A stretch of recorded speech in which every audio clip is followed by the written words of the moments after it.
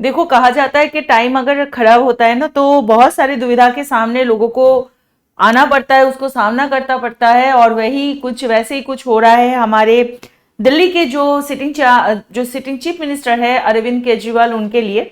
हाल ही में Delhi high court का recent फैसला आया है जिसमें section 70 of the prevention of the money laundering act, जिसको पीएमएलए कहा जाता है, उसका डिस्कशन किया गया है। और वो बहुत ही सिग्निफिकेंट यहाँ इस केस में माना जा रहा है। आप सभी को पता ही है कि भारतवर्ष के अंदर प्रथम बार ऐसे कुछ हुआ है, फर्स्ट टाइम ऐसा हुआ है कि कोई सिटिंग चीफ मिनिस्टर है जिनको अरेस्ट किया गया है, और वो चीफ मिनिस्टर अपने पद पे बहाल है, अपने बिहाइंड द बार ओनली, ठीक है, मतलब जेल नहीं कहेंगे, वो कस्टडी के अंदर ही वो वहां से काम कर रहे हैं।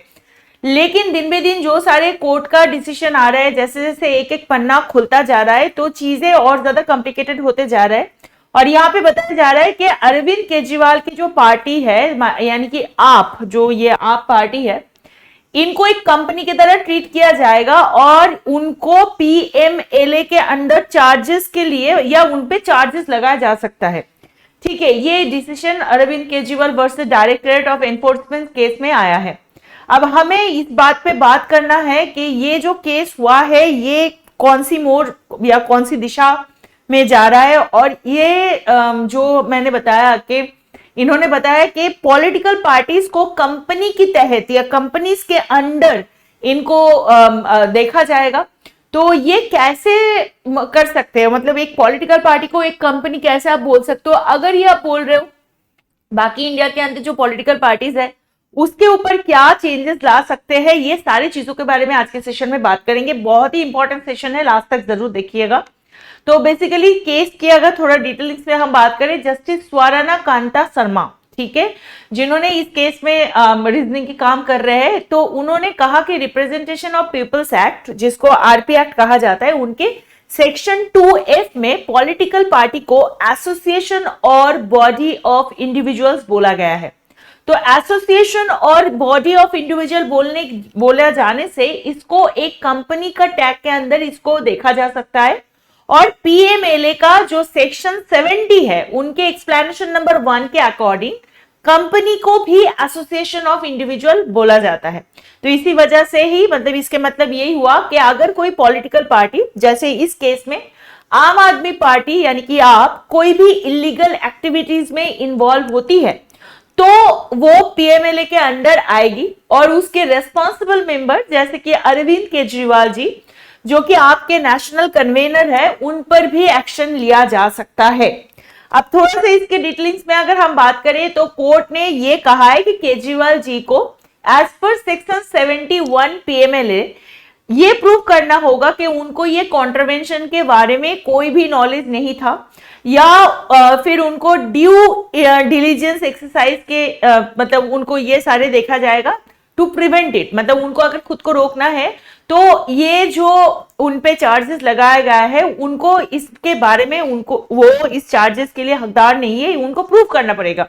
लेकिन ये जो राइट है उनको अरेस्ट या रिमांड के स्टेज पर नहीं मिल सकता as per the existing law of the country. इसका मतलब क्या है, अगर उन पे अगर ये कॉन्ट्रवेंशन लगाया गया है तो उनको क्या प्रूव करना होगा, आफ्टर केस का अगर एक बार वर्डिक्ट आएगा फिर जाके he can keep continuing his arguments on that so that he can prove that वो यहाँ पे बेकसूर है। ठीक है, ये केस और इसका एनालिसिस अगर हम देखेंगे वो काफी इंपॉर्टेंट मिल रहा है, क्योंकि ये सेट कर रहा है एक प्रेसिडेंट की पॉलिटिकल पार्टीज भी अगर बात करें तो उसको लीगल स्क्रूटिनी के अंदर आ सकता है, और उनके जो एक्शन है उसको भी कोई लॉ के अकॉर्डिंग जज किया जा सकता है। मतलब पॉलिटिकल पार्टीज की जो एक्शन है वो भी लॉ के अंदर उसके दायरे में ही है। क्यों? क्योंकि इससे ट्रांसपेरेंसी और अकाउंटेबिलिटी की भी एक्सपेक्टेशन बहुत ज्यादा बढ़ जाती है पॉलिटिकल सिस्टम के लिए।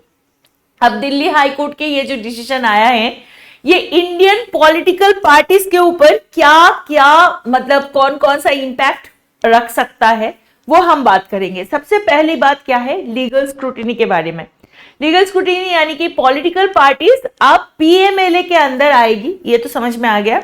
जिससे उनके फाइनेंशियल ट्रांजैक्शन जो भी हुआ है या फंडिंग सोर्स की जो भी फंडिंग सोर्स रहा है उसका सबकी स्क्रूटिनी किया जाएगा। इससे ट्रांसपेरेंसी अकाउंटेबिलिटी बढ़ेगी, ये सोच है। सेकेंड है पॉलिटिकल अकाउंटेबिलिटी। जैसे अब मैंने बताया उनको सोशल अकाउंटेबिलिटी या उनकी ट्रांसपेरेंसी की बात किया जा रहा है। लीडर्स जो है पॉलिटिकल पार्टीज के लिए अपने एक्शंस के लिए ज्यादा लीगली अकाउंटेबल होना पड़ेगा, जो कि करप्शन कम करने में मदद करेगा। देन हम बात करेंगे पब्लिक ट्रस्ट के बारे में। बाकी पॉलिटिकल पार्टी के लिए भी ये चीज लागू हो रहा है। कैसे? अगर पार्टीज और जो लीडर्स के लॉ है, लॉ के मुताबिक अगर चलेंगे तो पब्लिक ट्रस्ट उनमें बढ़ेगा, जो कि डेमोक्रेसी के लिए अच्छा है। तो आखिर में समझ में आ ही रहा है कि ये सारी चीज हमारी डेमोक्रेसी को और आगे बढ़ावा देने के लिए किया जा रहा है। पॉलिसी का इंपैक्ट, अब जो पॉलिटिकल पार्टीज के डिसीजन है या पॉलिसीज है उन पर भी इसका असर पड़ सकता है। ये जो आइडियाज है, ये जो डिसीजन है दिल्ली हाईकोर्ट के, क्योंकि अब क्या है उनको लीगल कॉन्सिक्वेंसेस की भी ध्यान रखना होगा और उसी तरह से उनको पॉलिसीज को अवॉइड करना होगा। इलेक्टोरल पॉलिटिक्स के बारे में अगर बात करेंगे तो वोटर के जो डिसीजन मेकिंग पर भी इसका इंपैक्ट पड़ सकता है। क्यों? क्योंकि अब उनके पास पार्टीज की लीगल स्टैंडिंग को समझने के लिए और एक पैरामीटर होगा।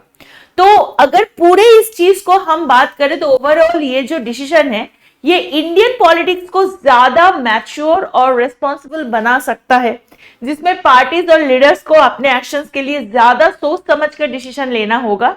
तो हम ये बात कर ही सकते हैं कि आखिर में ये डेमोक्रेसी के लिए या हमारी जो नए संगठन है उसके लिए बहुत ही अच्छा एक मतलब अच्छा डिसीजन तो जरूर है। हम कभी कोर्ट के अगेंस्ट नहीं जा सकते, बिकॉज कोर्ट हमारे इंडिया के अंदर सर्वोच्च न्यायालय माना जाता है, सुप्रीम कोर्ट भी जैसे है, हाई कोर्ट या सुप्रीम कोर्ट जो भी है। तो न्याय के अधिकार सबसे ऊपर है ना। हमारी कॉन्स्टिट्यूशन भी बोलते हैं क्या कि सारे लोगों को इक्वल जस्टिस, सोशल, पॉलिटिकल और इकोनॉमिकल, ये जस्टिस प्रोवाइड करना जरूरी है। तो ये अच्छी बात है। लेकिन अगर हम बात करें तो हाय भाई सारे साथी लग चुका है हमारे दिल्ली के अंदर। जो आप है, आपका क्या ख्याल है इसके बारे में प्लीज हमें बताइएगा। नेक्स्ट सेशन में आपके कमेंट भी हमें जरूरी है, उसमें मैं देखूंगी क्या आप लोग बोलते हो।